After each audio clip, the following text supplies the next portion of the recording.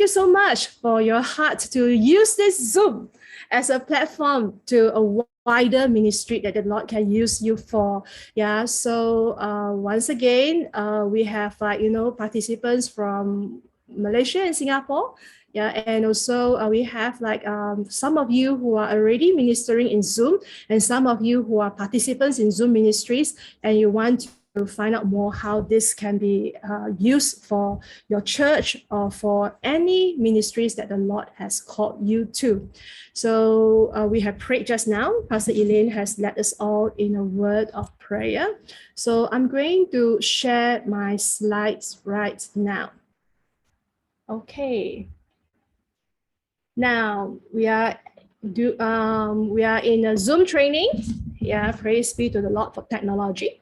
Yeah, this is a wonderful technology that we have fully utilized during the time of lockdown. So if you are here today thinking that you can use all these beautiful virtual backgrounds for Zoom meetings, I'm sorry, you are in the wrong place. I'm not doing a training on teaching you how to use beautiful Zoom backgrounds. Brother Joseph is very good in that. He is really on, in all this technology. But I'm not here for that training. I'm here today, and you have spent your time today as well, to learn how to use Zoom for ministry purposes. And for this, today, I will just zoom in on the role of host and co-host. Yeah, so we are looking at what are the privileges of host, what can you do, and also as a co-host, what can you do as well.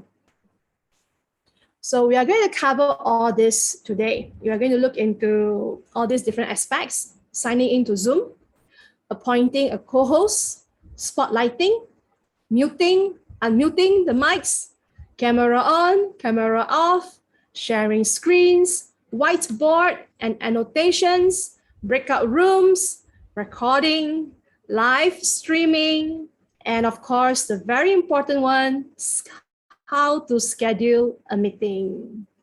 So let's go right into signing into Zoom. First thing of all, you need to have a Zoom account. I know many people who do not have a Zoom account. They just, click the link that is being sent out to the WhatsApp or Telegram chat. Yeah, they just click on the link and then boom, they're into Zoom already. So if you are one of these, then sorry, you don't have a Zoom account.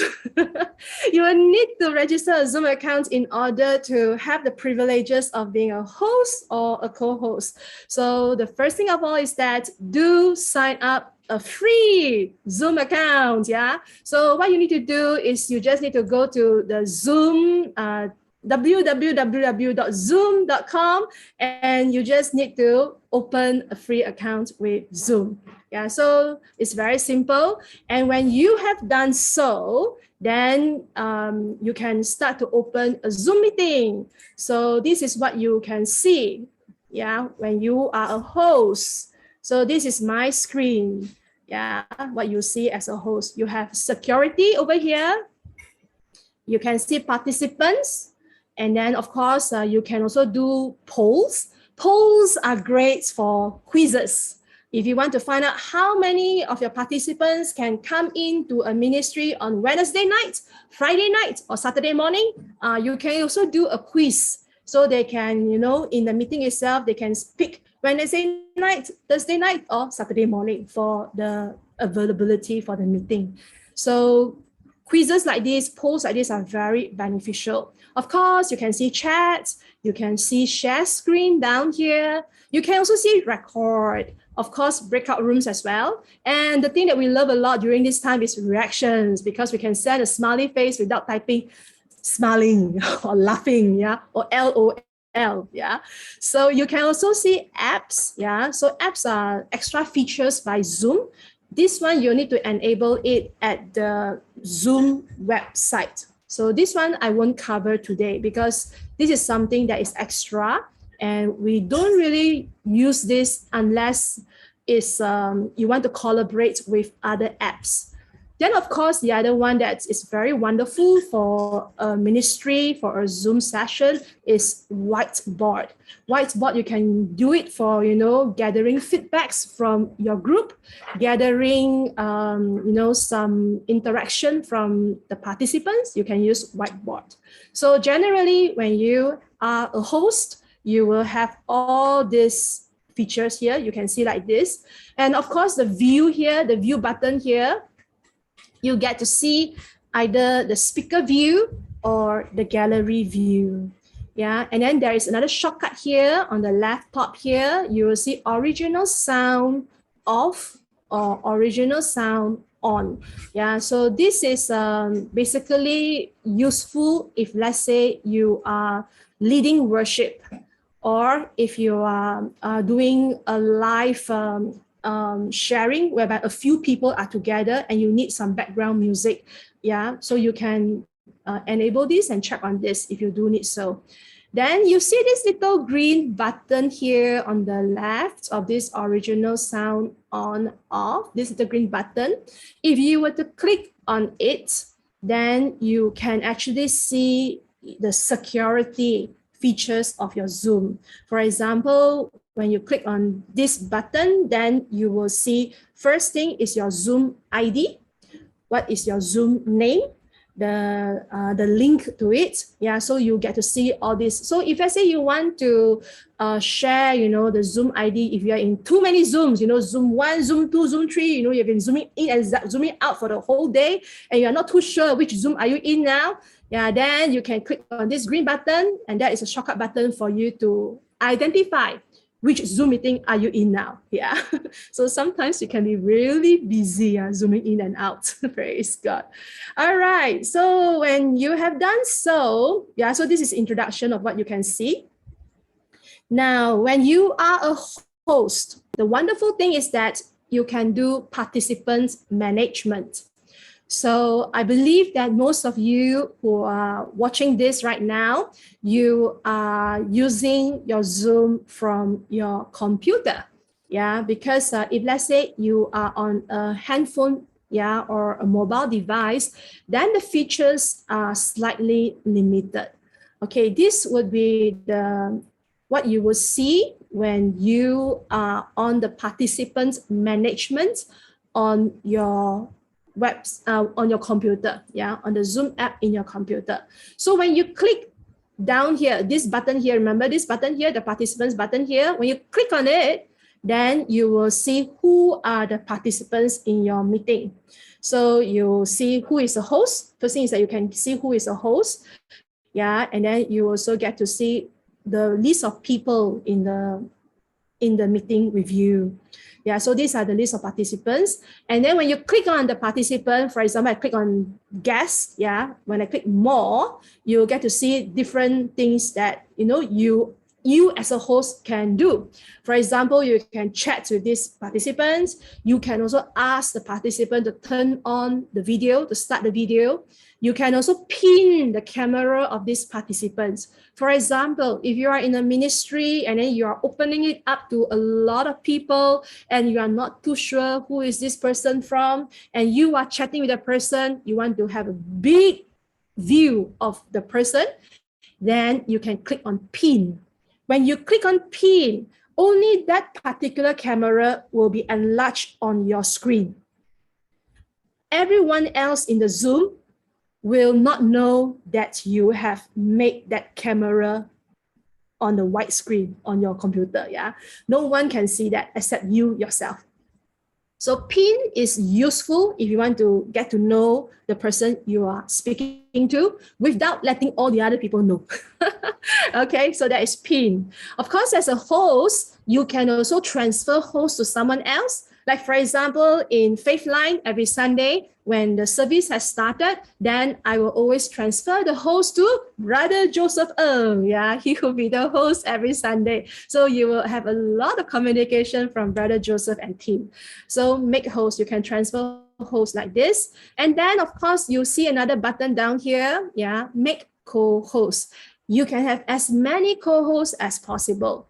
In our church, we love to appoint as many co-hosts as possible so that, the co-host can help to mute the mics, can turn off camera, turn on cameras, and also can chat with the people as well. So you can appoint and assign co-hosts, as many as you like. And of course, you can rename the participants as well. Yeah. And then, of course, down here, you see, put in waiting room. You can also put people into waiting room. For example, if let's say the person is unable to control his or her mic, yeah, and then the mic kept interrupting your session, then what you can do is that, you can write to the person privately first, then you write a few times. Then if let's say the person is still unable to control the mic and it's really disturbing your meeting, then you can put the person into the waiting room. Yeah, if you put the person as remove, then the person will be kicked out of your meeting immediately. So as a host, you can put the person in waiting room, yeah, or you can remove the meeting. Remove the participant from your meeting, yeah. So these two would be, removing the person from an existing session. Either you put the person into waiting room or kick out completely. All right, so this is participant management. Okay. So when we are running a ministry, these will be the three things that we will always pay attention to. Make co-hosts, rename, put in waiting room. Yeah. Of course, the others are mute, unmute, start video, turn off video. This one we'll cover in length later. Okay, now we have covered two. Praise God. That's good. Wonderful. Now we move on to spotlighting. Spotlighting is a feature that we love in Zoom because we get to share, or rather we get to spotlight a few cameras. Yeah. So if let's say you are running a ministry and you want to acknowledge some people in your ministry, yeah, then you can spotlight a few cameras at the same time. So this is spotlighting. So what you do is that you can actually, maybe I run through with you what are the features first, yeah? Spotlighting, first thing is that only the host or the co-host has the privilege to spotlight in a meeting. So this is what is being seen on Brother Joseph's screen. This is Brother Joseph's screen, yeah? Yeah, he shared with us, so I'm taking that picture from there. All right, so you can see there's a spotlight for everyone, yeah? So only the host or the co-host has this privilege. And then, of course, you need to use the Zoom on your computer. Yeah, so the Zoom app has to be downloaded onto your computer. So you are using your Zoom desktop clients. So Zoom desktop clients refer to your Zoom app on your computer, your laptop, that is called Zoom desktop client, or Zoom mobile app. So if you are zooming in right now using your handphone, which means that you already have a Zoom mobile app. So you can spotlight, yeah. Now, the next thing is that you need to have 3 or more participants with their video turned on. Yeah, so the video must be turned on in order for you to spotlight. So there must be at least 3 cameras being turned on. And then, of course, if let's say you want to spotlight more than one video, you will need to have desktop computer. Yeah, the desktop client. You need to have your Zoom on your computer. You can't do this on your mobile app. Yeah, generally speaking, if you want to have the Add Spotlight feature, you have to do so on your computer. Yeah, the Zoom app on your computer. So if let's say you were to spotlight more than one camera, then on your Zoom app in your computer, you will see like this. Yeah, 2 main cameras being spotlighted. So you will see 2 main cameras, and then all the others will be small cameras being shown on your desktop. So if you want to spotlight more than one camera, you have to click on the participant video and you look for spotlight, add spotlight, yeah, add spotlight.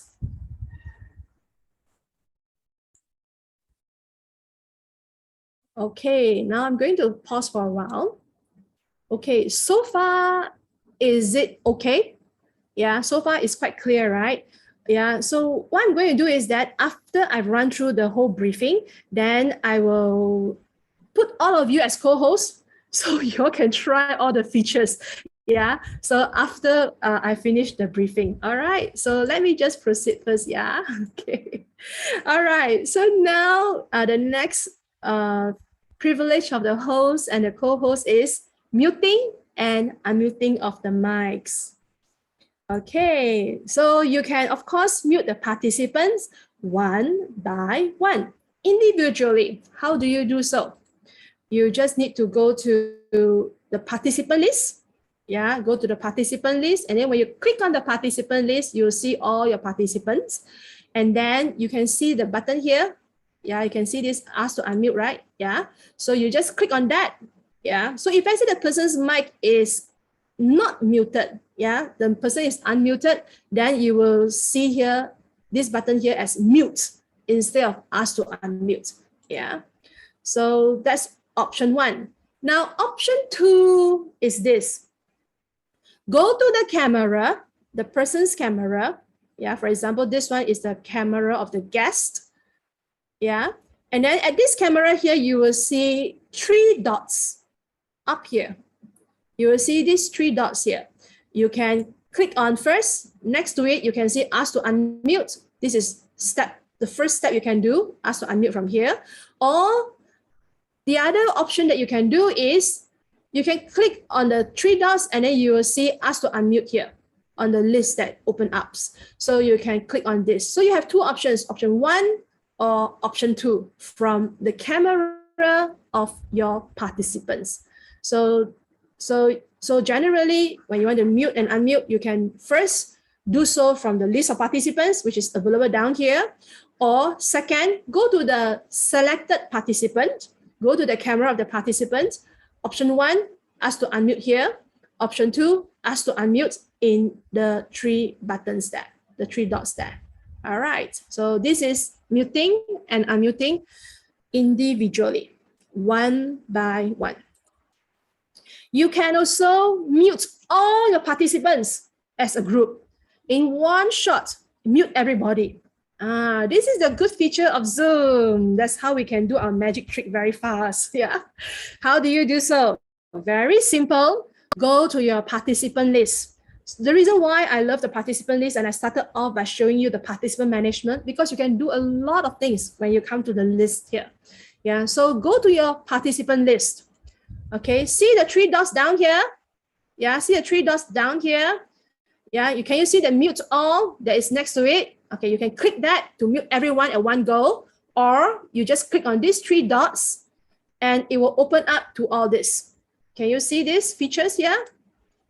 Yeah, so you can see when you open up the three dots, you will see all these functions. You can ask all to unmute. You can even set your meeting for everyone that comes into your Zoom meeting, because some people might come into your ministry meeting much later. They might come in, after fetching their children from tuition, from school, things like that. So they might be late coming into your meeting. And sometimes they forget to mute their mics when they come in. So it can cause some disturbances, distraction in your meeting. So usually what we do is we click on mute participants upon entry. So anyone who comes into your meeting late, they are automatically muted. They won't distract your meeting flow. So you can tick on mute participants upon entry. And then of course, you can also tick on allow participants to unmute themselves. So this is beneficial if you want them to interact with you during the Q&A or during feedback session. So if you have unticked this, then make sure when you ask for feedback, you tick it, yeah, like this. Tick it, yeah. So when you tick it, then the person will be able to share, to open their own mics by themselves. Okay, of course, you can see, you can allow participants to rename themselves. You can also play sound when someone joins or leaves. That's why sometimes when you join a Zoom meeting, you will hear ding dong, ding dong, ding dong, ding dong. That tells you that someone is joining the meeting, yeah. we usually turn off this feature. We don't like the ting tong. Yeah. All right. Then, of course, you can also tick here, enable waiting room. So if you want your waiting room to be always there, you can enable it. So anyone who wants to come into your meeting, you will get a prompt from Zoom. And then you will need to admit the person one by one. This is good. Yeah, the waiting room is good if you are having a meeting, a closed meeting, a meeting whereby you are discussing something sensitive, yeah, or you are using someone else's Zoom account, yeah, and you want to control who comes in, then you can enable this waiting room. Okay, then of course you can lock the meeting. Lock the meeting here means that basically you close your meeting. No one can come in after you have locked it. Yeah. All right. So this is how you can do a broad brush stroke of, muting everyone or unmuting everyone. So go to participant list. Once again, go to participant list, click on the 3 dots here. And then when you click on ask all to unmute, everyone will get a prompt. The host is asking you to unmute your mic. Then the participant will have to unmute the mic by themselves. Okay, that's one. If you want to quickly mute everyone, yeah, then you click mute all. Okay, so this is a general command for the whole meeting where you can have a total control of the mics of your participants. Okay, so these are the 3 features here: unmute or mute, yeah. Now, the next feature as a host and as a co-host is camera on or camera off. So the first option is go to your participant list. You can do so by going to the participant list, yeah. Click on the individual, yeah, the individual that you want to have the camera turned on. So click on the person from the participant list, and then you click on more. When you click on more, you will see ask to start video. Yeah, so that is how you do so. Ask to start video. And then your participants will receive a prompt from Zoom. The host is asking you to turn on your video. Then, of course, the participant will have to respond yes or no. If the participant click no, then you as a host, you will receive a prompt from Zoom. Zoom will tell you, participant so and so will turn on video later. Yeah, so it will tell you that the participant has declined the instruction to turn on the video. So this is option 1. You can do so from your participant list. Option 2 is go to the camera. Yeah, go to the video of your participant that you want the person to turn on the camera. So this one is the guest. So when you click on the 3 dots, remember the 3 dots on the camera here, then you can click on ask to start video. Okay, so this is the feature for camera on, camera off. So now this would be some of the guidelines for turning on the cameras or turning off the cameras, yeah. First thing of all is that only the host or the co-host has the privilege to do so. And when that happens, yeah, say for example, someone is accidentally forgotten to turn off the camera when he's going to the washroom, say for example, yeah. Okay, then you as a host or a co-host, you have to quickly turn off the camera. Okay, now when you turn off the participant camera, that camera will be turned off immediately on the participant end. So when the host or the co-host click turn off camera, it will be turned off immediately. So now the participant's camera is turned off by the host. So the participants will have no authority to turn on the camera until the permission has been granted. In short, It means that if a host or a co-host turn off someone's camera, the host or the co-host will have the responsibility to turn on that camera, because the participants will have no authority to turn on that camera until the host or the co-host click on that participant and ask to start camera. Then only the participant's camera will be turned on. Yeah, so this is what happened usually, sometimes in a service, or in a ministry, sometimes the host might have turned off someone's camera. Then when the service is over, then when we are opening for feedbacks and so on, then sometimes you receive feedbacks from the participants saying that, I can't turn on my camera, I can't turn on my camera. When that happens, the host and the co-host, you will have to quickly go and help turn on that person's camera. Usually someone from the host part could have turned off that particular camera. Okay, I hope this is clear. Yeah, so this is usually the hoo-ha after a ministry when we want to see everybody and we can't see everybody. Yeah, so this is usually what happened. Yeah.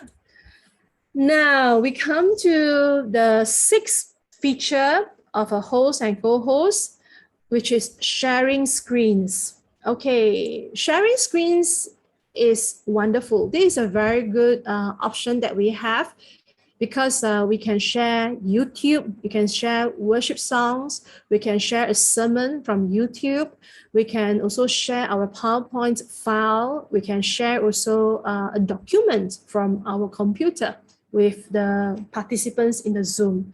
So the share screen feature is here. Yeah, down here. When you look at your desktop clients, yeah, your Zoom desktop clients, it is always in green color.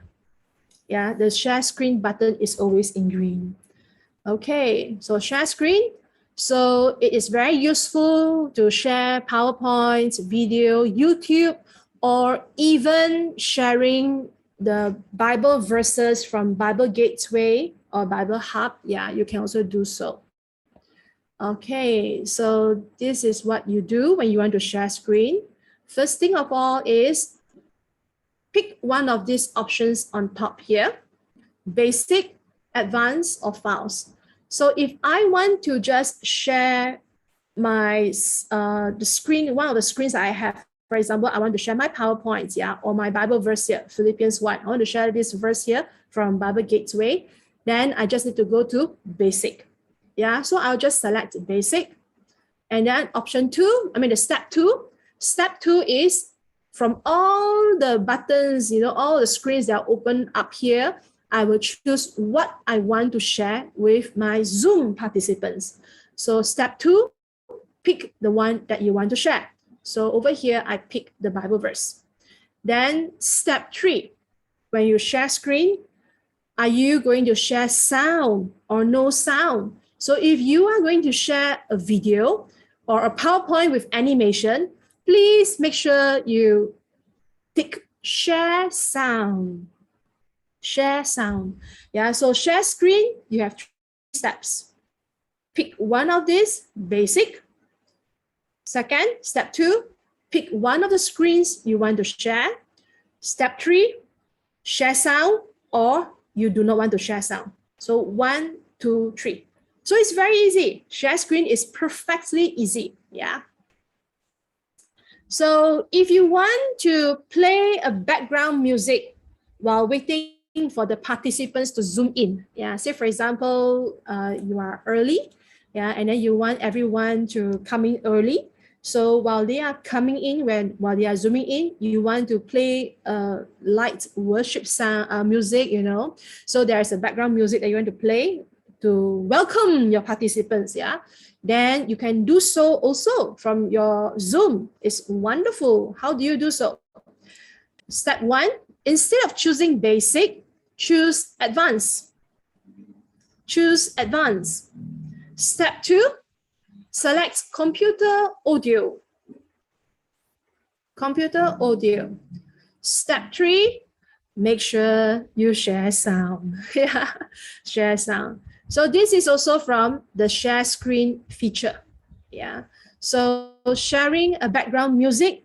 Yeah, so this enables you to share your computer audio without sharing your whatever that you're working on. So you can actually turn on, open up your Zoom room, say like half an hour earlier.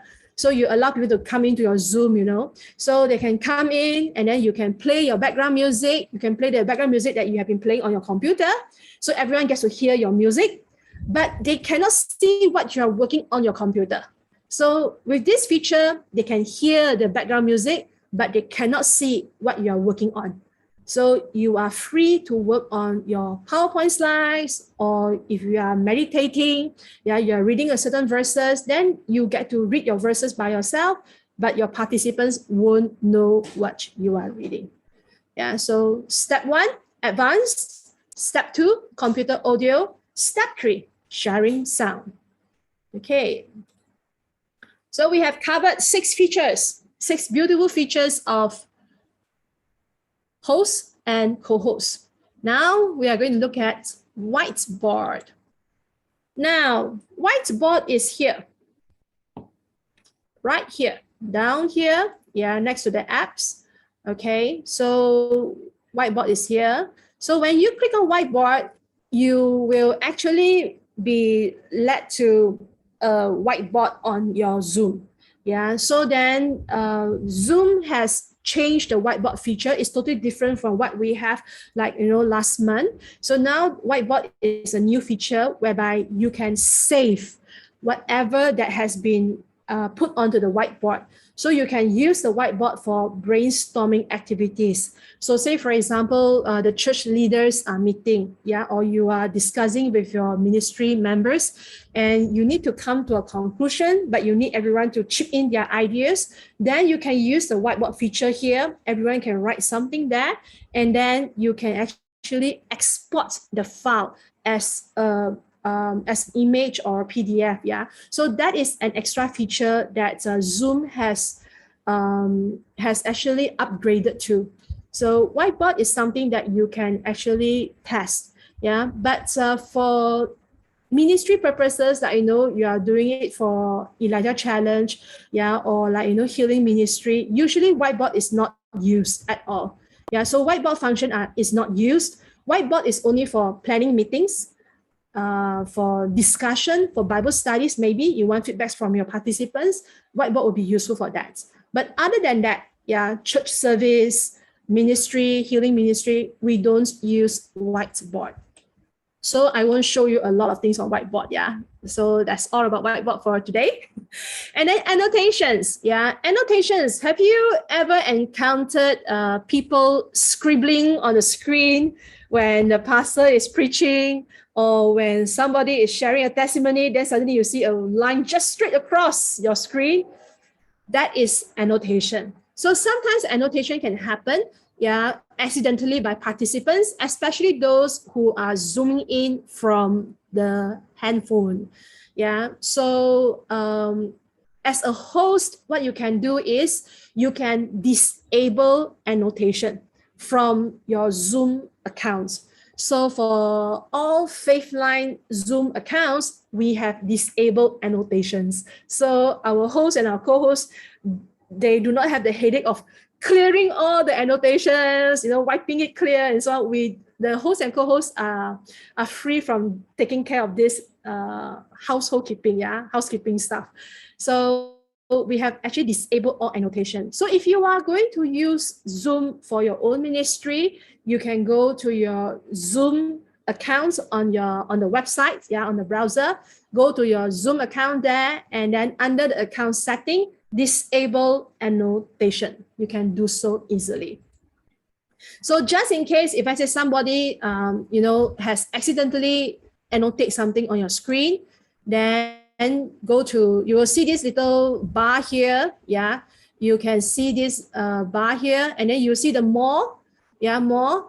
So you just need to click on the more here, and then you can click on the more, the 3 dots here, and then you will be able to wipe off the annotation.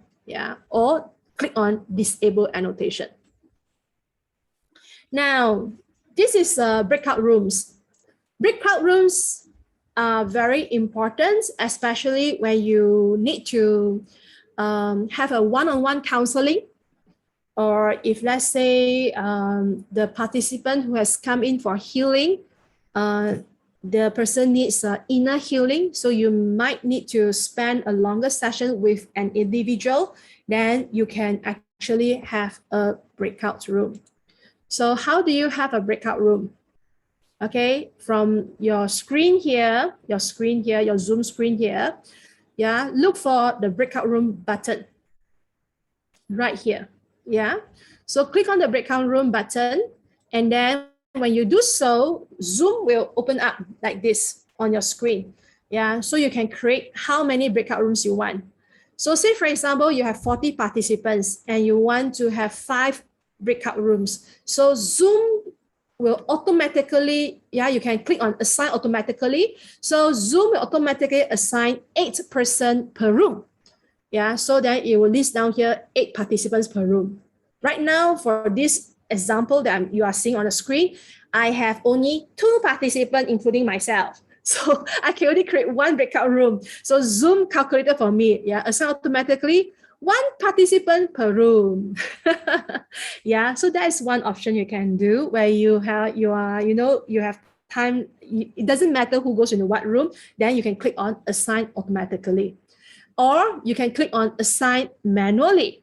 Yeah, you can assign manually, so you can actually click on how many rooms you want to create, and then after you have put into here, then Zoom will open up the list of your participants. Then from there you can assign who to room A, who to room B, so and so to room C, and so to room D. So you can assign manually. Yeah. So in Elijah Challenge, Malaysia, every Monday night, they actually assign manually. The host and the co-host will assign manually. So that's why Elijah Challenge Malaysia, the organizer will always ask you to put the number before your name. So 001, then when the host assign breakout room 1, 001 will all be assigned manually to room 1. Yeah, and so on. So that's why assigning breakout rooms can be quite tedious if, let's say, the person is given a very short time frame. So usually we will ask the people to name themselves earlier, to label themselves earlier. Now, the third option that Zoom gives you is let participants choose their room. Yeah, so alternatively, you can also click on this one. So participants have the freedom to move from one room to another room. So this is the other option for Zoom breakout rooms. Then after you have assigned, you have selected assign automatically, manually, or let the participants choose, then you can click on create. Yeah, now this is one thing you have to understand. When you have clicked on create, yeah, automatically the room will be open, and then participants will be given a time frame to go to the room. Yeah, so they can actually go to the room immediately. Yeah, and then you will also be asked by Zoom whether you want to have the discussion for 1 hour or half an hour. Yeah, they will ask you in minutes. So you just need to, if let's say you want to have it for 2 hours, then you just put 120 minutes. Yeah, so you just have to select, or rather indicate, the length of time for the breakout rooms discussion. Okay. Now, this is what you will see. Yeah? Generally, what are the features by host and co-host? Yeah. So by default, only the host or co-host can assign participants to breakout rooms. Only the participants only the host and the co-host can assign participants to breakout rooms. Not everyone can do so. Now, and then they can also choose to allow participants to choose their own room, like I mentioned earlier. But this must be done in the meeting when launching the breakout rooms. Means that after you have actually launched the breakout rooms, right, then only they will be able to choose their own room. Okay, now let us take a look at what the host and co-host can do.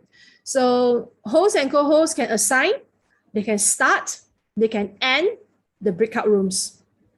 Okay, so they can basically assign the participants, yeah.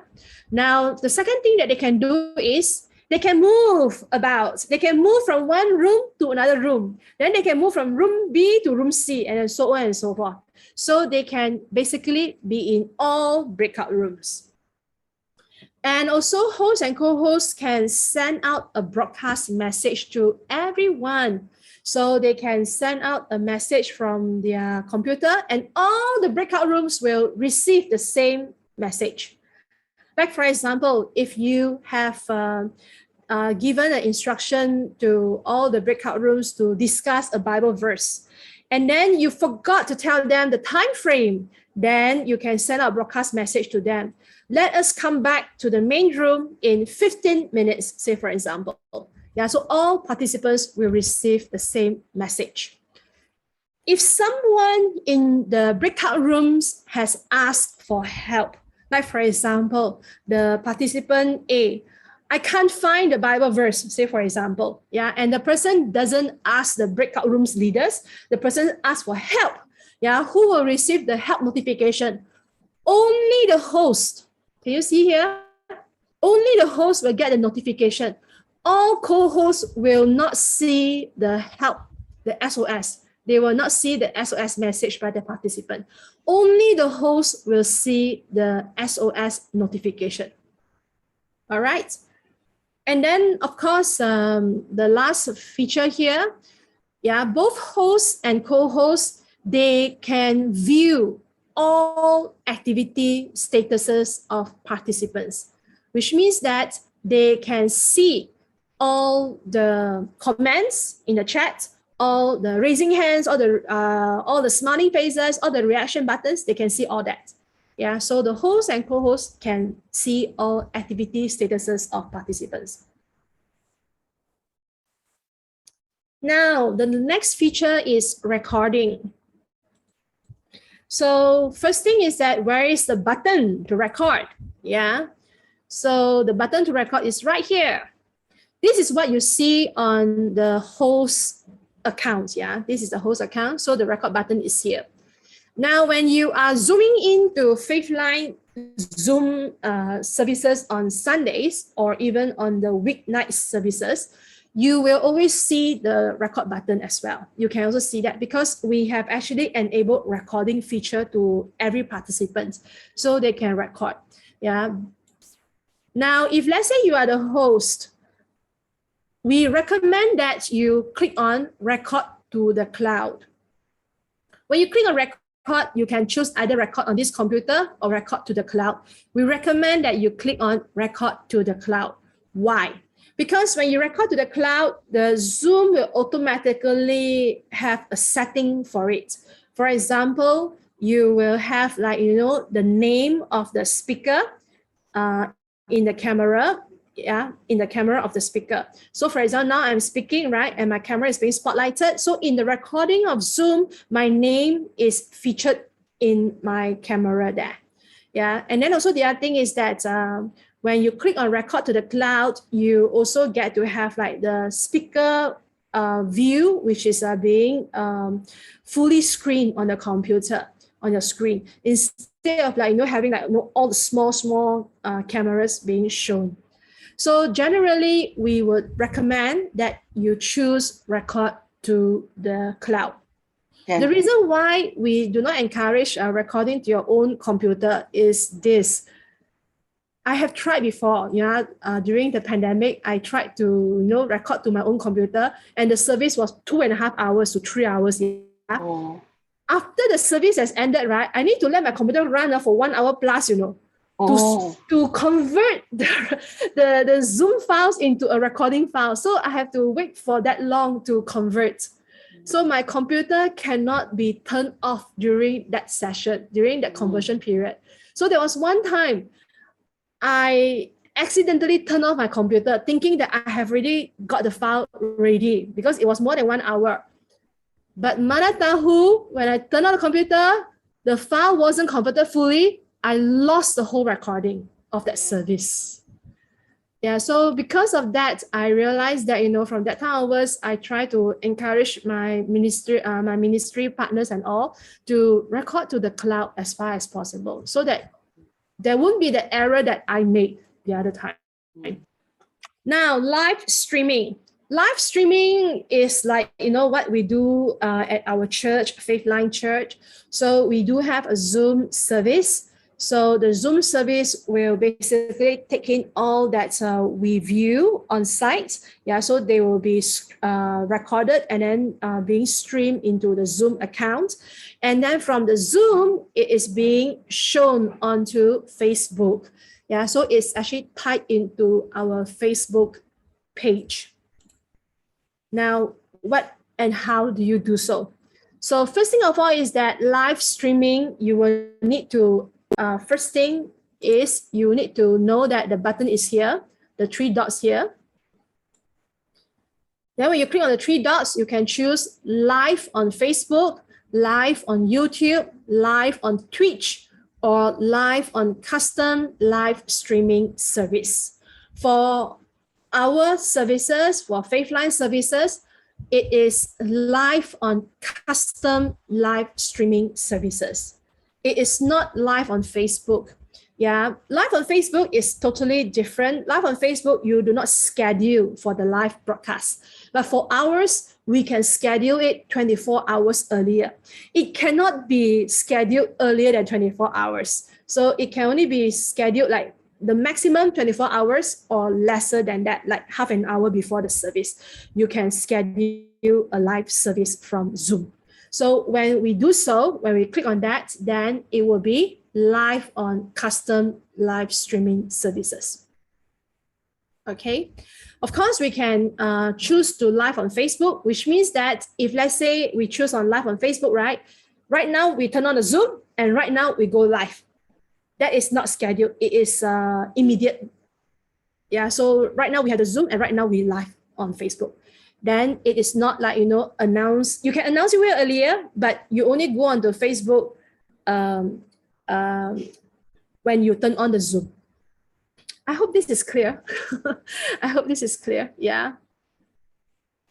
All right. Then we have the last feature of a host and co-host, which is scheduling a meeting. Scheduling a meeting is very important because you can send the link to your Zoom meeting earlier.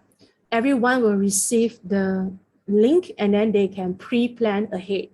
So how do we schedule a meeting? So like, for example, this is what you see. Yeah, I have scheduled this Zoom starter class earlier. So then what I do is that I have scheduled it, then it will be shown here on my screen. Yeah, when I turn on my Zoom, I will have a scheduled meeting. So it will ask me, when do I want to start? So this is what you see on a phone app. Yeah, when you have a phone app, this is what you see.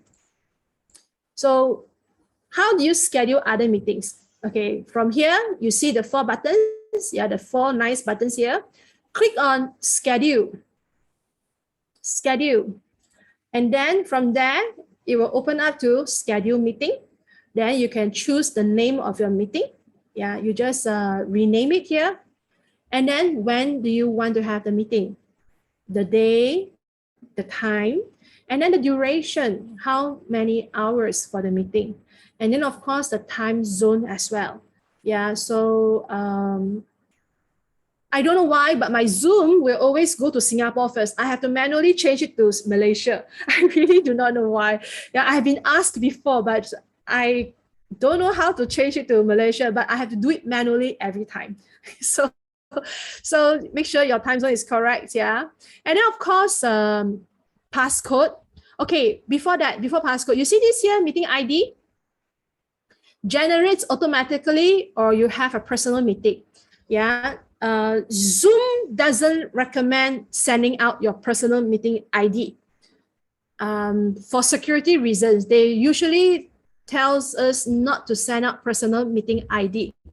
So make sure you don't click on this, just send generate automatically. Click on this one. Yeah, and then of course, security, well, you choose a passcode. Yeah, so choose a passcode, whatever number, automatically Zoom will give a few digits. So this is set by Zoom. You can change the passcode. Yeah, like for example, if you have clicked on FaithLine Zoom links, yeah, that have been created since last year, you will see alphabets and numbers, because initially we find that it's good for security reasons. But this year, after more and more Zoom ministries and also more people who are Zooming in using handphones, we have received feedbacks. They say that they would prefer the passcode to be in numbers, no alphabet, because when they use their handphone to key in, they have to change the keyboards from numbers to alphabets, and sometimes they forget what's the alphabet or what's the number. So the feedback that we got from our participants from this year onwards is have the passcode in numbers. So that's why we have started to move some of our ministry Zoom links to just having the passcodes in numbers. Okay, so this is it. Now you can choose to have waiting room or no waiting room. That is up to you. And then of course, you see the next button here, security here, yeah. Only authenticated users can join. Yeah, so if you have ticked on this one, means that every participant must have registered a Zoom account. Only they can join your Zoom meeting. We usually do not tick on this. We don't tick on this. The reason why is that because many of our participants will just click the Zoom link and boom, they are in the Zoom already. They are not registered with Zoom. They don't have a registered account with Zoom. So if you want that feature, please do not tick this. Of course, when you schedule a meeting, then you can also choose here the video of your host to be on or off, the video of your participants to be on or off as well. Yeah, so this is the default setting by Zoom. It is always off. So if you want your participants' cameras to be on when you have the meeting, then you just change it to on. Yeah. Of course, audio here, we always choose telephone and computer. This is a default setting by Zoom as well. So people can use their handphone to come into the Zoom. They can use their computer to come into the Zoom. Yeah, so it is an option that they can choose. Yeah. So once you have scheduled, you have put in all the details, you have scheduled it properly according to the time and day that you wanted it to be, the duration is correct, then you click on save. Then Zoom will open up to, do you want to send this invitation to your participants? Yeah. Then you just click on copy invitation. Then you can send out the Zoom link to your contacts. All right. So this is schedule a meeting. Okay, that's the first option that you can do it from your app on your handphone. The other option that you can do is you can schedule a meeting from the web browser. So you can go to the Zoom in the website browser. You can open Google Chrome. From the Google Chrome, you just type in zoom.com and then you sign into your account. And then after you sign into your account, you'll see your photo here if you have put in your photo. If not, then you'll see the first letter of your name here. Then click on one of these tabs here on the left. For here, click on meetings. If you want to schedule a meeting, click on meetings. Then you will see the list of meetings that you have. Then click on schedule a meeting right here. And Zoom has this wonderful feature. Anything that you don't know, anything that you need help with, click on get training. You see the get training here? And then Zoom will direct you to either their video, their training video, or their step-by-step, what to do. Yeah. So you can actually learn a lot from Zoom. They have their, the back end to help you with all these features. Yeah. So you can always ask for help from Zoom. All right, so this is how you schedule a meeting from your website browser. Now, let me put tomorrow, yeah, 4 o'clock. So I changed my meeting to tomorrow, say for example. Then the day, the time, yeah, the duration is by default setting by Zoom. Yeah, the time zone, KL. Yeah, then the passcode is there. So if I want the waiting room to be there, then I just let it be. But if I don't want the waiting room, I can just remove it. Yeah, so it depends on you. Then now I can save it. After saving it, now Zoom will show me this page here. I can now copy invitation. So say for example, I want to send this invitation to all of you. So I just click copy invitation. Then automatically I will have this thing here. Then what do? I will just select. I just select the one that I want to send. Yeah, then I just copy. And then, or I can just click this button here, copy meeting invitation. But usually I just select the one I want to copy, then I just copy. And then I send, for example, I send to all of you. Then, you see the one in the chat there? Yeah, so when I select the text I want to copy, yeah, and then I just paste in the chat. So like now I pasted in the chat with all of you, then it's there. But if you want to paste in WhatsApp, paste in Telegram, you can just paste there. Then they will have the link to your scheduled meeting. Yeah, so that's how you do it.